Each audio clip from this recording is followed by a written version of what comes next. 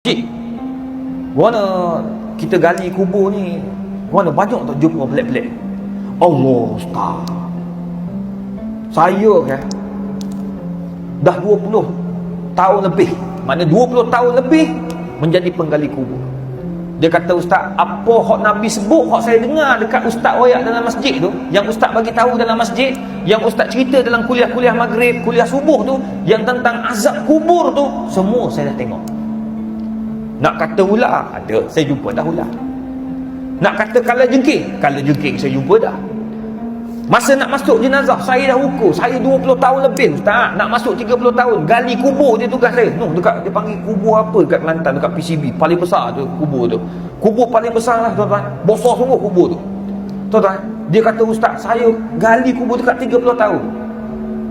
Bayangkan, Ustaz, saya ni kalau tengok jenazah saya ukur, saya pergi gali, selalunya jarang tak cukup tanah. Bila kita gali, nak jenazah sampai nak masuk tak boleh, sebab jenazah jadi panjang pula dah. Macam-macam, tuan-tuan, cerita pokok dia. Tapi nak bagi tahu, itu yang Allah kata, fasalu ahla dzikri in kuntum la ta'lamun. Tanya orang yang pakar kalau kamu tak tahu. Saya tak pernah gali kubur. Saya pegang pen, baca buku boleh lah, baca kitab. Tapi tuan-tuan, yang tahu pengalaman, orang yang mandikan jenazah, orang yang gali kubur, orang yang jaga kubur, tuan-tuan, macam-macam. Hantu tu saya kira lah, memang jumpa selalu, dia kata. Tapi hantu dia tak takut. Tapi yang dia takut ni, yang Allah tunjuk ni, azab-azab. Macam-macam dia kata, Ustaz.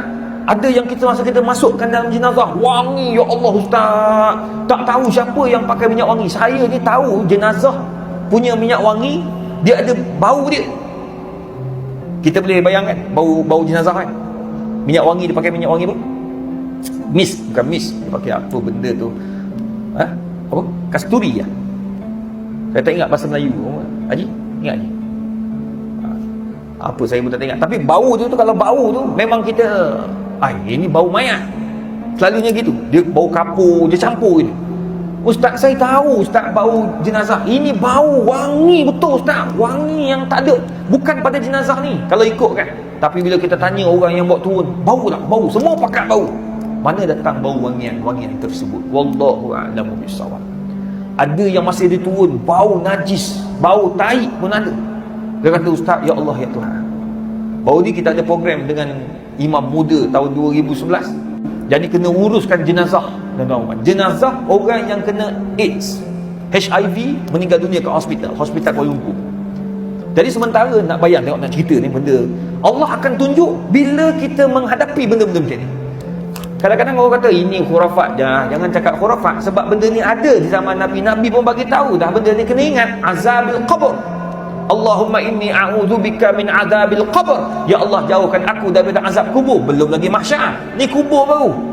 Sementara nak sampai mahsyar, kubur dulu. Kalau tak ada amalan-amalan ni, tuan-tuan, macam mana nak bahagia kat kubur?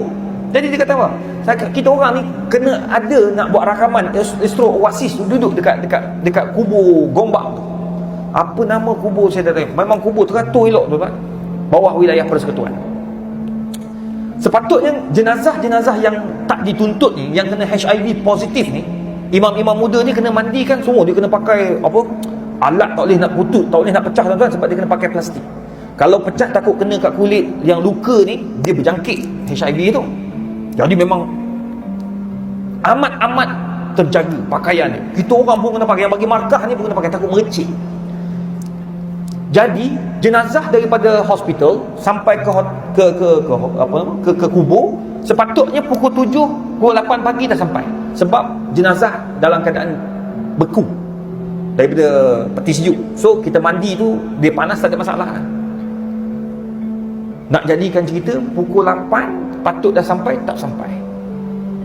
Penggali kubur semua dah ada ni. Situ pun saya dapat ilmu lagi. Geng penggali kubur wilayah persekutuan pula cerita kat saya. Macam-macam kita orang ada. Saya suka korek cerita ni.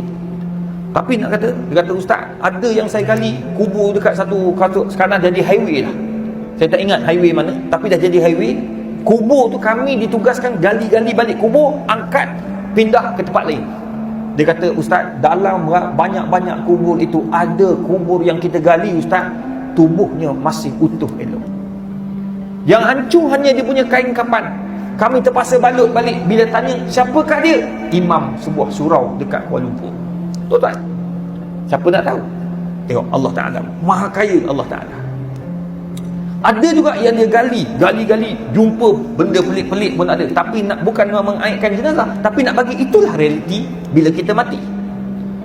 Tunggu jenazah tak sampai-sampai, bila telefon hospital dia kata ambulans tak hidup pula dah lah, mayat tu dah keluar daripada bilik sejuk, dah masuk ambulans tak boleh hidup, sedangkan ambulans tiga baru lagi. Dah tunggu pula, ambil tukar ambulans baru, dapat ambulans buruk sikit, aircon tak berapa kuat, sampai pukul 10 pagi tuan-tuan, matahari dah terik dekat tengah-tengah panas tu, bau dia buka pintu, bau ya amat, ya Allah ya Rabbi. Tengok masa mandi jenazah, kita tengok tulang dia tuan-tuan, tulang dan daging ya. Kita kapan apa semua lengkap, angkat berat Tuhan tahu. Padahal tulangan daging, saya angkat kawan saya meninggal dunia, badan dia daripada saya ni 3 kali ganda. Kami angkat berapa orang, tak rasa macam ada jenazah dalam tu. Ada juga yang Allah tunjuk ketika itu. Itu sebabnya tuan-tuan, jangan main-main. Benda-benda yang seperti yang berkaitan dengan syafaat dalam kubur kena beringat. Bila kita tengok benda-benda tu, hati kita akan rasa sedih, hati kita akan rasa lembut. Ya Allah, begini rupanya bila orang buat maksiat, mati dalam maksiat, walaupun tulang beratnya hanya Allah saja yang tahu.